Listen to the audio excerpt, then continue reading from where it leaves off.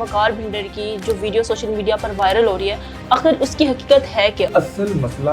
ہے کیا تھا، کیوں اس کیس میں وقار بھنڈر کو رکھا گیا؟ جس وقت یہ وقوع ہوا تھا 14 ستمبر کو، اس وقت یہ بہاول نگر میں موجود تھے ناصر ڈھلوں کے ساتھ۔ میرے ساتھ انہوں نے اپنی وردی کا اور عہدے کا استعمال کرتے ہوئے بد کلامی کیوں؟ صفدر بھٹی صاحب تھے، انہوں نے وہاں پہ جو ہے وہ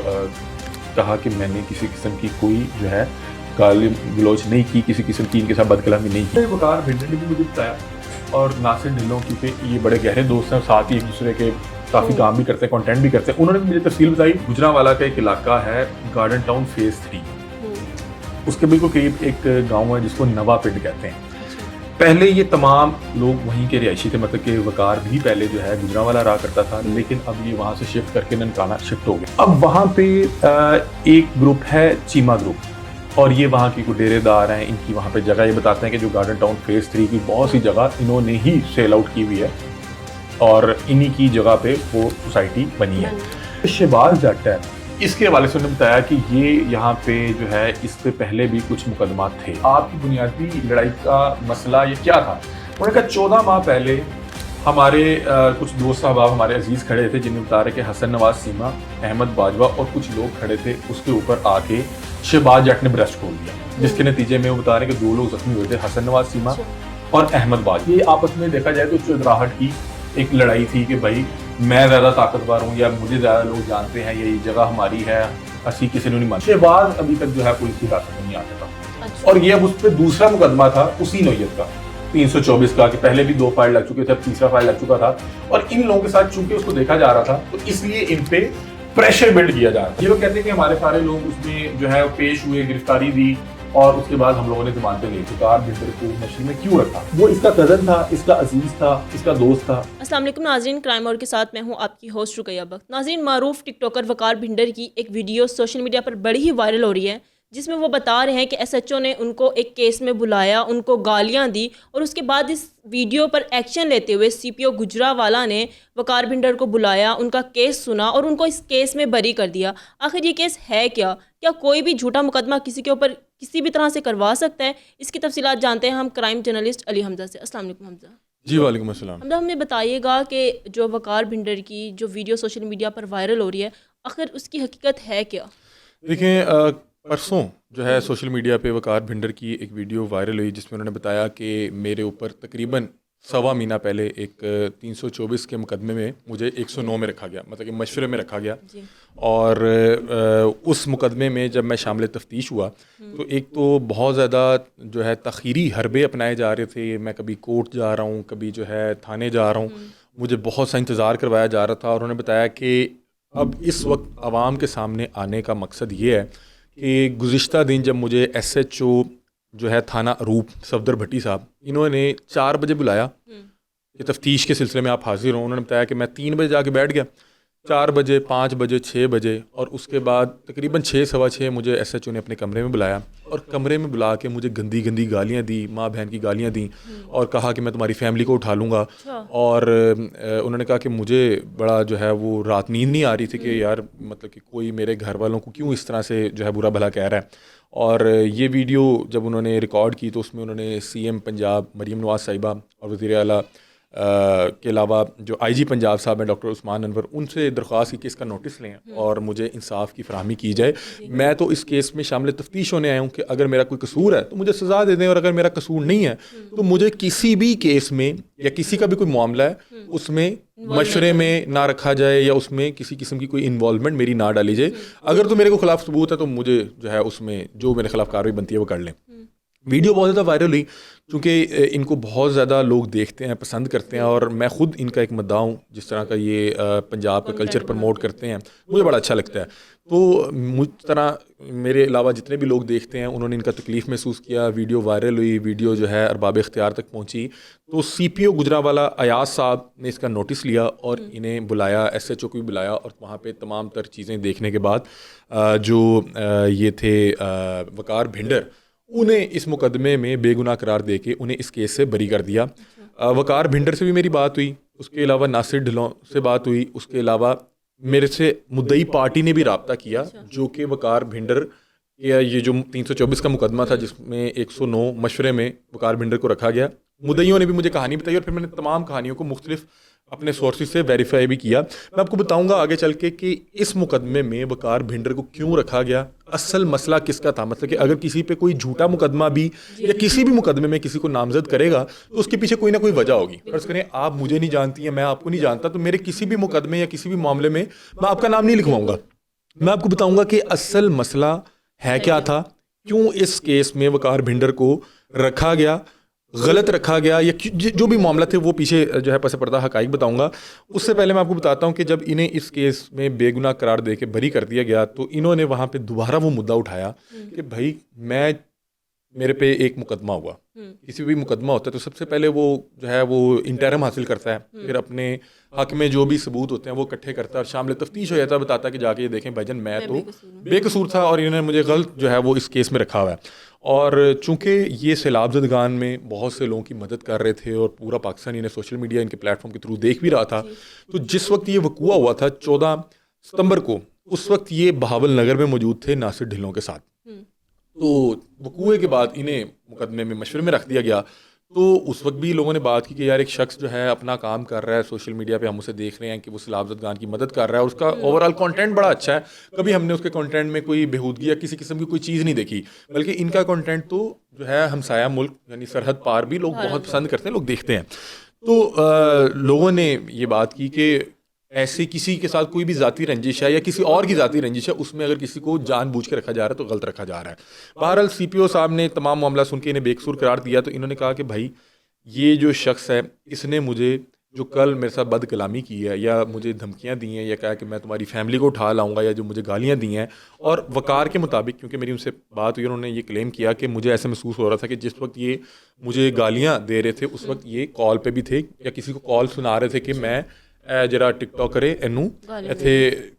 جرا ٹف ٹائم دے رہے ہیں اس کو, جو ہے اس کے ساتھ بس کلامی کر رہا ہوں. انہوں نے وہاں پہ سی پی او گجرانوالہ کے سامنے بھی کہا کہ دیکھیں اگر اس کیس میں میں بے قصور ہو گیا, اگر قصوروار ہوتا اب مجھے جو ہے وہ سزا دے دیتے یا میرے خلاف جو بھی کارروائی بنتی تھی وہ کر دیتے. اب چونکہ میں بے قصور ہو گیا ہوں, مجھے آپ یہ بتائیں کہ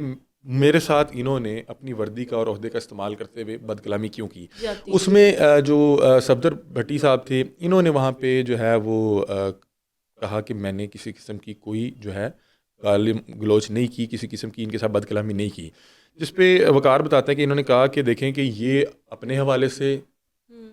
قسم اٹھانے کو تیار ہوں گے, میں اپنے حوالے سے قسم اٹھانے کو تیار ہوں گا. مطلب کہ یہ کہہ رہے ہیں کہ میں قسم اٹھاتا ہوں کہ میں نے گالی نہیں دی, میں قسم اٹھا لوں گا کہ انہوں نے گالی دی ہے. تو کیوں نہ آپ اس کیمرے کی, اس کمرے کے جو سی سی ٹی وی کیمرہ ہے اس کی فوٹیج نکال لیں. اگر تو اس میں انہوں نے میرے ساتھ کوئی بد کلامی نہیں کی ہوئی تو آپ میرے خلاف جو کارروائی بنتی ہوئی کر دیجیے گا, اور اگر انہوں نے میرے ساتھ کوئی بد کلامی کی بھی ہے تو ان کے خلاف بھی جو ایک انکوائری ہے وہ ہونی چاہیے. کیونکہ میں تو چلیں انفلوئنسر تھا, مجھے جو ہے لوگ جانتے تھے, پیار کرتے تھے. میرے ساتھ اس طرح کا معاملہ ہو رہا ہے, ایک عام جو پاکستان کا شہری ہے وہ جب کسی مسئلے میں تھانے جائے گا تو اس کو کن مسائل کا سامنا کرنا پڑے گا, وہ تو کہیں پہ جا کے آواز بھی نہیں بلند کر سکتا, اس کی تو کوئی داد رسی بھی نہیں کر سکتا. تو بہرحال ابھی وہ کہہ رہے ہیں کہ ہم اس حوالے سے سی پی او صاحب نے تو بہرحال بات کو رفع دفع کر کے ہمیں گھر بھیج دیا, لیکن ہم ان کے خلاف قانونی کارروائی کرنے کا حق رکھتے ہیں. یہ میری ان سے اور ان کی جو عزیز و اقارب ان سے بات ہوئی. اب میں جو ان سے بھی بات ہوئی وقار بھنڈر سے بھی, میں نے ان سے پوچھا کہ اگر کوئی آپ کو جھوٹے مقدمے میں بھی مشورے میں رکھ رہا ہے تو کیوں رکھ رہا ہے. مطلب کہ میں ایک شخص کو جانتا ہی نہیں ہوں, وہ کوئی بھی مقدمہ درج کروائے گا تو مجھے اس میں کیوں رکھنا چاہے گا, اس کے پیچھے بنیادی مسئلہ کیا تھا, آپسی ٹسل تھی کیا, ہاں کوئی رنجش تھی کیا, مسئلہ کیا تھا. تو اس میں وقار بھنڈر نے بھی مجھے بتایا اور ناصر ڈھلوں کیونکہ یہ بڑے گہرے دوست ہیں اور ساتھ ہی ایک دوسرے کے کافی کام بھی کرتے ہیں, کانٹینٹ بھی کرتے ہیں, انہوں نے بھی مجھے تفصیل بتائی. اور پھر میں نے اس کو ویریفائی جب مدعیوں نے میرے سے رابطہ کیا ان سے بھی میں نے کی. تو پس پردہ جو ان کے مسائل چل رہے تھے وہ میں آپ کے سامنے رکھتا ہوں. اصل میں جو وقار نے, ناصر بھائی نے اور مدعیوں نے بتایا, انہوں نے بتایا کہ وقار کا ایک بڑا قریبی دوست ہے, عزیز بھی ہے, مطلب کہ ان کا کوئی کزن بنتا ہے اور عزیز بھی ہے, دوستی بھی بڑی پرانی ہے. اس کا نام ہے شہباز جٹ. اس کا مسئلہ چل رہا تھا ایک مخالف گروپ سے. یہ وہ مخالف گروپ تھا جو اس مقدمے کا مدعی تھا جس میں وقار بھنڈر کو گرفتار نہیں, اس میں مشورے میں رکھا گیا. اب معاملہ کچھ اس طرح سے شروع ہوتا ہے کہ گجرانوالہ کا ایک علاقہ ہے گارڈن ٹاؤن فیز 3, اس کے بالکل قریب ایک گاؤں ہے جس کو نوا پنڈ کہتے ہیں. پہلے یہ تمام لوگ وہیں کے رہائشی تھے، مطلب کہ وقار بھی پہلے جو ہے گجرانوالا رہا کرتا تھا، لیکن اب یہ وہاں سے شفٹ کر کے ننکانہ شفٹ ہو گیا. لیکن آپ کو پتہ ہے کہ جہاں پہ آپ کی عزیز داری ہو، جہاں پہ آپ نے ایک لمبا عرصہ گزارا ہو، وہاں پہ آپ کی دوستیاں بھی ہوتی ہیں، مراسم بھی ہوتے ہیں. اب وہاں پہ ایک گروپ ہے چیمہ گروپ، اور یہ وہاں کے کوئی ڈیرے دار ہیں. ان کی وہاں پہ جگہ، یہ بتاتے ہیں کہ جو گارڈن ٹاؤن فیز 3 کی بہت سی جگہ انہوں نے ہی سیل آؤٹ کی ہوئی ہے، اور انہی کی جگہ پہ وہ سوسائٹی بنی ہے. اب وہ بتاتے ہیں کہ ہمارے یہاں پہ ڈیرہ داری بھی تھی، ہمارے یہاں پہ لوگ آ کے بیٹھتے بھی تھے، ہمیں بہت سے لوگ جو ہے اپنے فیصلے کروانے کے لیے بھی ہمارے پاس آتے تھے. یہ جو شہباز جٹ ہے، اس کے حوالے سے انہوں نے بتایا کہ یہ یہاں پہ جو ہے اس پہ پہلے بھی کچھ مقدمات تھے. یہ مجھے مدعی پارٹی بتا رہی تھی. وقار نے مجھے یہ بتایا کہ 14 ماہ پہلے ایک معاملہ ہوا تھا جس میں میرے ایک عزیز، میرے دوست شہباز نے کسی کو زخمی کر دیا تھا، اور اس پہ ان کے اوپر مقدمہ درج ہوا تھا، جس مقدمے میں شہباز اس وقت اشتہاری ہے، پیش نہیں ہوا. مدعی پارٹی نے کہا کہ شہباز کی جو ہے نا اس کے اوپر پہلے بھی کچھ مقدمات تھے، اور اس کی بنیادی طور پہ یہ جو چیمہ خاندان تھا اس کے ساتھ کوئی ٹسل اس طرح شروع ہوئی کہ انہوں نے بتایا کہ ہمارا جو ہے فیز 3 کی جگہ، چونکہ ہم نے بہت سی جگہ وہاں پہ سیل کی تھی، ہم وہاں پہ ابھی بھی بہت سی جگہ ہمارے پاس ہے، ہمارے وہاں پہ ڈیرے بھی ہیں، وہیں پہ شہباز جٹ کی بھی رہائش ہے. اب انہوں نے کہا کہ ہمارے جو بچے جوان عورتیں، حسن نواز چیمہ، احمد باجوہ، خرم چیمہ، وہ کہتے تھے کون شہباز جٹ، ہم نہیں جانتے کسی شہباز جٹ کو. اور انہوں نے بتایا کہ شہباز جٹ کو یہ بات بڑی بری لگی کہ یار میرا اتنا جو ہے نام ہے اور میرے پہ اتنے مقدمے بھی ہیں، انہوں نے یہ بات کیوں کی کہ کیرا شہباز جٹ. میں ان سے بار بار پوچھ رہا تھا کہ آپ کی بنیادی لڑائی کا مسئلہ یہ کیا تھا. انہوں نے کہا 14 ماہ پہلے ہمارے کچھ دوست صاحب ہمارے عزیز کھڑے تھے، جن میں بتا رہے کہ حسن نواز چیمہ، احمد باجوہ اور کچھ لوگ کھڑے تھے، اس کے اوپر آ کے شہباز جٹ نے بریسٹ کھول دیا، جس کے نتیجے میں وہ بتا رہے ہیں کہ 2 لوگ زخمی ہوئے تھے، حسن نواز چیمہ اور احمد باجوہ، مطلب گاڑی کو بھی فائر لگے تھے اور 2 لوگ زخمی ہوئے تھے. اور اس کے بعد ہم نے ایک مقدمہ درج کروایا تھا شہباز جٹ پہ، جس میں آج تک وہ پیش نہیں ہوا، ابھی تک اس مقدمے میں وہ پی او ہے. ٹھیک ہے. انہوں نے کہا کہ اس مقدمے کے درج ہونے کے بعد، مطلب کہ ہمارے اوپر فائر ہوئے، 2 بندے زخمی ہو گئے، مقدمہ درج ہو گیا. اگلے دن جو شہباز جٹ ہے یہ وہاں پہ کرتا ہے کوئی مٹی کا، اس کا کاروبار ہے، یہ جو آپ کو پتہ ہے نا کہ جب گھر کی ڈیولپمنٹ ہو رہی ہے تو اس میں جو مٹی وغیرہ ڈالنی ہوتی ہے، شہباز کرتا ہے کام اس کا. انہوں نے کہا ہمارے تو آلریڈی وہ وہاں پہ ڈیرے ہیں، ہم نے وہ جگہ بیچی ہوئی ہے، تو یہاں پہ شہباز جٹ کی اس وقوعے کے اگلے دن، مطلب کہ جس میں ہمارے 2 لوگ زخمی ہو چکے ہیں، اور ہم نے شہباز کے اوپر مقدمہ درج کروا دیا تھا. اور انہوں نے کہا کہ صرف بنیادی وجہ یہی تھی کہ شہباز کو کسی نے جا کہا کہ او جرے چیمے نے، وہ کہتے کیرا شہباز. یہ آپس میں دیکھا جائے تو چودراہٹ کی ایک لڑائی تھی کہ بھائی میں زیادہ طاقتور ہوں، یا مجھے زیادہ لوگ جانتے ہیں، یا یہ جگہ ہماری ہے، اسی کسی نے نہیں مانتے. یہ آپسی بنیادی ان کا مسئلہ یہی تھا. میں نے اس کے علاوہ وہاں پہ کچھ جو ہے ہمارے ذرائع تھے ان سے بھی کنفرم کیا، انہوں نے کہا بنیادی یہی مسئلہ تھا، جس پہ شہباز نے جو ہے ان کے اوپر بریسٹ کھول دیا، جس میں 2 لوگ زخمی ہوئے اور شہباز کو مقدمہ درج کروایا. اگلے روز شہباز کی ایک مٹی والی ٹرالی ان کے ڈیرے کے آگے سے گزر رہی تھی. ان کے مطابق اس نے للکارا مارا، نے کہا اڈے تسی چیمے. کل شہباز نے سیدھے فائر کیتے نہیں، مطلب کہ اس نے کہا کہ اب ہمیں اشتعال دلوایا گیا. اب مجھے نہیں پتا کہ اس مٹی کی ٹرالی جو ڈرائیور لے کے جا رہا تھا اس نے اشتعال دلوایا، یا یہ لوگ پہلے سے اشتعال میں بیٹھے ہوئے تھے کہ یار کل اس نے ہم پہ سیدھے فائر کیا. انہوں نے کہا کہ اس نے اچانک سے آ کے فائر کر دیا، ہمیں تو پتہ بھی نہیں لگا، ہم لوگ زخمی ہو گئے، اور نہ اس وقت ہمارے پاس اسلحہ تھا. اب انہوں نے کہا کہ ہم نے ٹرالی روک لی. ان کے مطابق، مدعی پارٹی کے مطابق، اس نے آ کے انہیں کوئی للکارا مارا کہ ایڈے تسی چیمے تے، لگا پتا کل شہباز نے سیدھے فائر کیتے نے. تو کہتے ہیں ہم نے وہ ٹرالی رکوا لی اور اسے کہا جا لے کے آ ان شہباز کو. اس نے کہا چونکہ ہمارے اوپر پہلے حملہ ہو چکا ہوا تھا، ہمارے کچھ لوگ زخمی تھے، اس وقت ہمارے پاس اسلحہ موجود تھا اور ہم اپنی ڈیرے پہ اپنی حدود میں کھڑے ہوئے تھے. اس نے کہا شہباز اس دن دوبارہ آیا، اس نے جب دیکھا نا کہ آج ان کے پاس بھی اسلحہ، تو شہباز وہاں سے غائب ہو گیا. کہتے کہ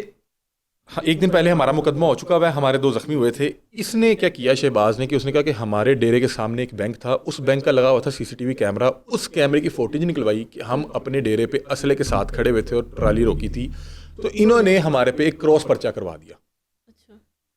اس نے کہا اس میں انہوں نے 6 لوگوں کو مقدمے میں رکھا. مجھے کل جو ہے وقار کے کسی عزیز نے بتایا تھا کہ اس میں 2 لوگ جو ہے گرفتار ہوئے،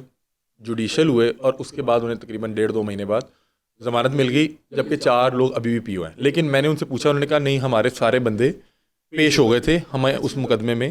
جو ہے وہ عدالت سے ضمانتیں وغیرہ مل گئی ہوئی ہیں. اب یہ دونوں کے اوپر کراس مقدمے ہو چکے ہوئے تھے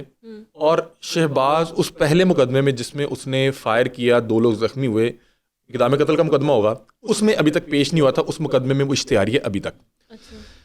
اب انہوں نے کہا کہ وہ چونکہ شامل تفتیش ہوتا نہیں تھا, لیکن جہاں بھی کئی معاملات ہوتے تھے تو وقار بھنڈر اور شہباز کے بھائی فیاض اور ریاض آیا جایا کرتے تھے. انہوں نے مدعیوں نے کہا کہ ہمیں 1-2 بار عدالت میں بھی وقار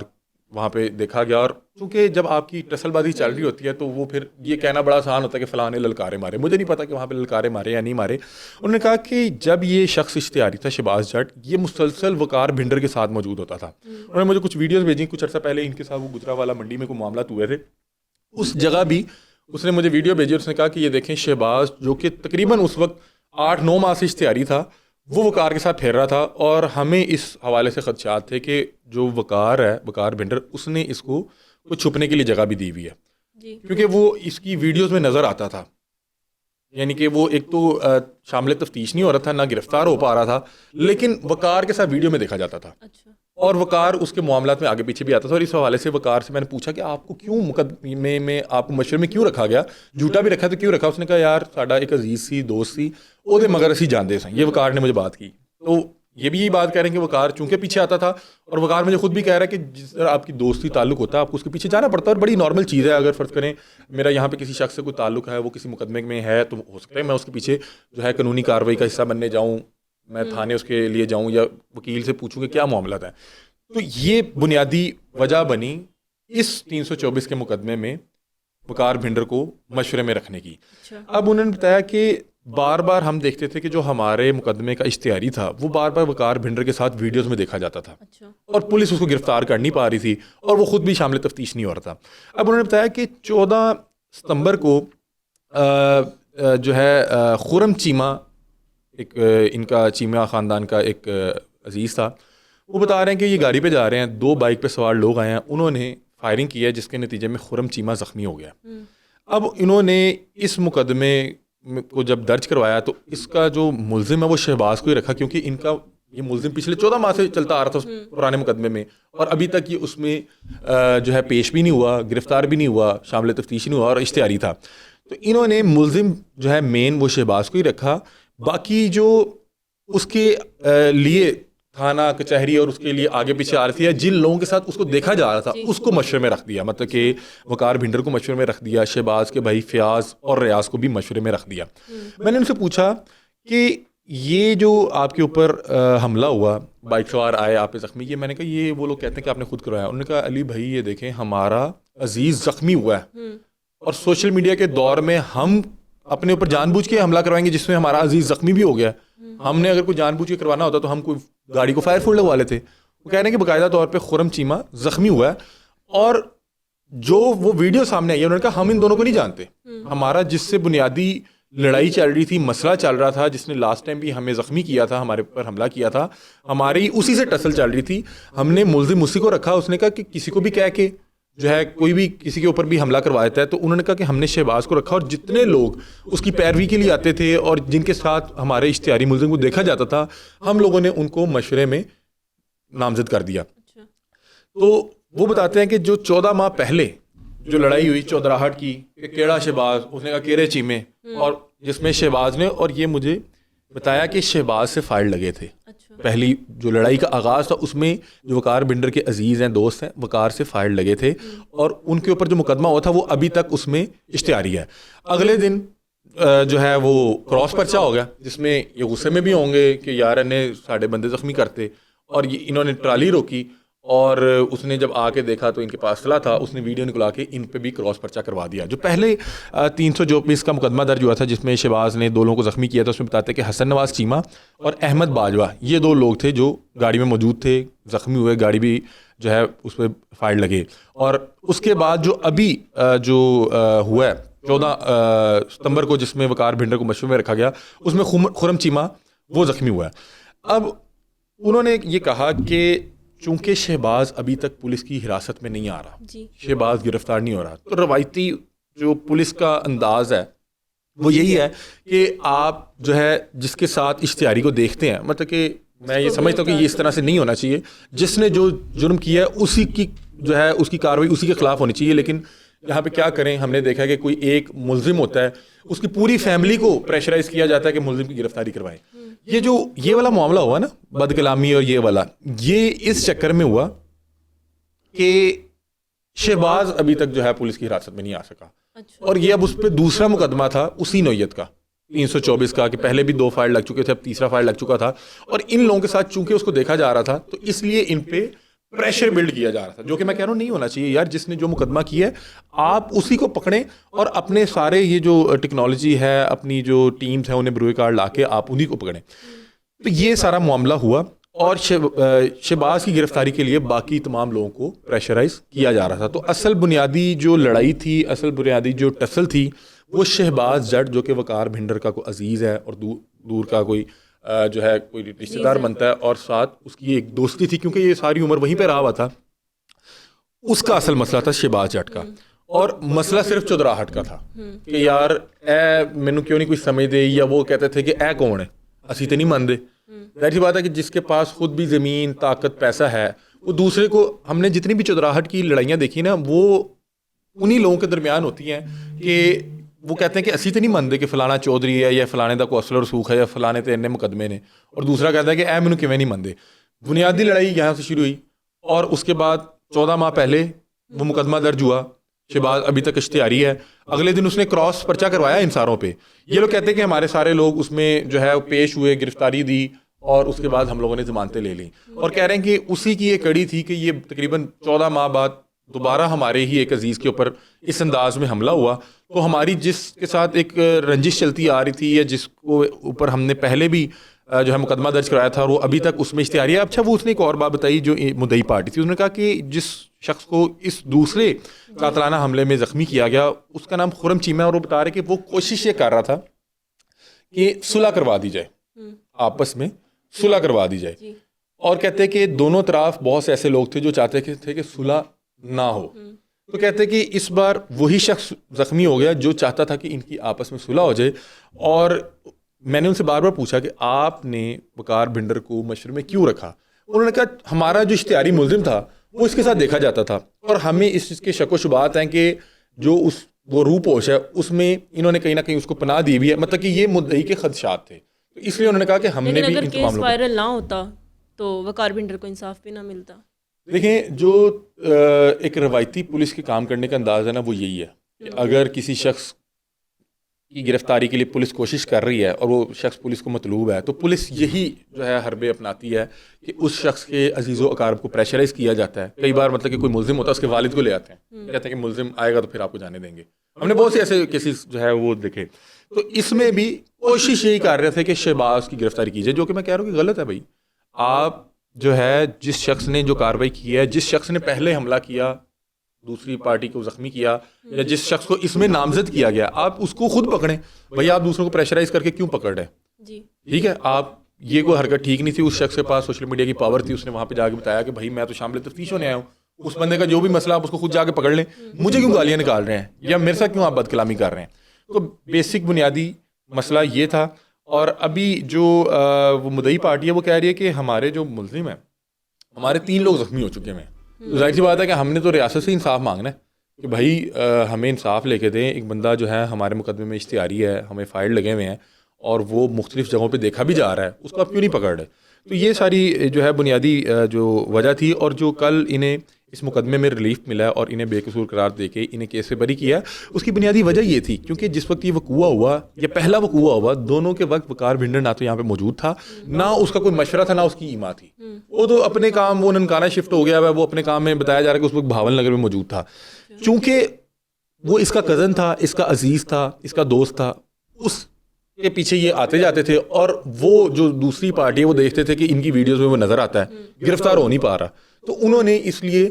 اس ایف آئی آر میں ان لوگوں کو مشورے میں رکھ دیا گیا. تو بہرحال یہ وہ تمام تر تفصیلات تھی جو ہم نے اپنے ذرائع سے, مدعی پارٹی سے بات کرنے کے بعد, وقار سے اور ناصر بھائی سے بات کرنے کے بعد جو ہے چیزیں ہم تک پہنچیں. بہت سے لوگوں کو یہ پتہ نہیں تھا کہ 324 کا مقدمہ کیوں درج ہوا, کیوں رکھ دیا گیا مشورے میں. تو بنیادی وجہ یہ تھی کہ اصل جو مسئلے کی جڑ تھی, یا اصل جس سے لڑائی تھی, وہ شہباز جٹ اور وہ چیمہ